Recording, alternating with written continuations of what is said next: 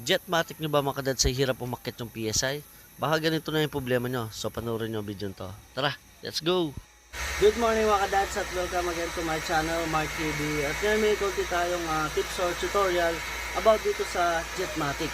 Ito, umaandar siya ngayon. So Jetmatic natin, umaandar siya. Kung gusto nyo malaman kung nakakahigop siya ng tubig, hawakan nyo lang itong pinaka-body niya. Ayan. So kapag nahawakan nyo, malamig siya, ibig sabihin may nahihigop sa tubig. Good siya nun mga kadads. Kapag mainit naman siya, ibig sabihin wala siyang nahihigop na tubig. Make sure na patayin nyo na kagad yung Jetmatic. Ayan. Tapos ang pinaka problema pala na gagawin natin ngayon, ayan, pansinin nyo yung gauge natin, napakabagal ng umangat. Ayan. Tapos nagpipirmi lang siya dito sa 20 PSI, hindi na siya umangat. Nakaset kasi itong Jetmatic ko, binaba ko lang yung PSI kasi halos kami lang ginagawa, 3 lang yung gripo namin. Hindi namin kailangan yung masyadong malakas yung pressure. Ginawa ko yung set ng ano natin, itong pressure switch na 10 saka 30. Pero ang standard, kadalasan kapag bumili ka nito, nakaset na siya ng 20 saka 40. So binaba ko lang yung sa akin mga kadads. Ayan. So mamaya papakita ko sa inyo mga kadads.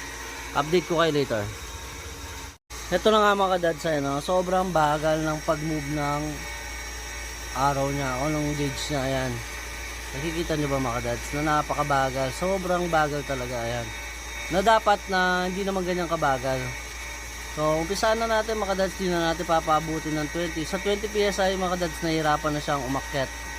Ayan, nakikita nyo dun sa bandang side dito, dun pa lang siya umangat na napakabagal.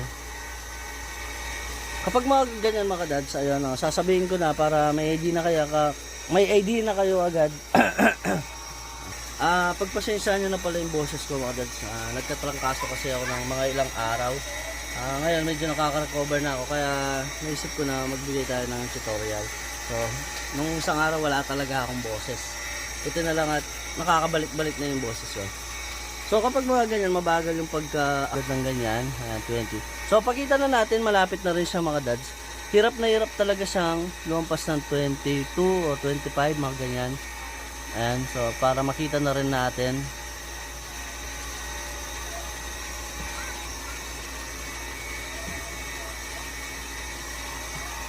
Ayan. So observe nyo na lang, i-videoan ko na lang mga dads.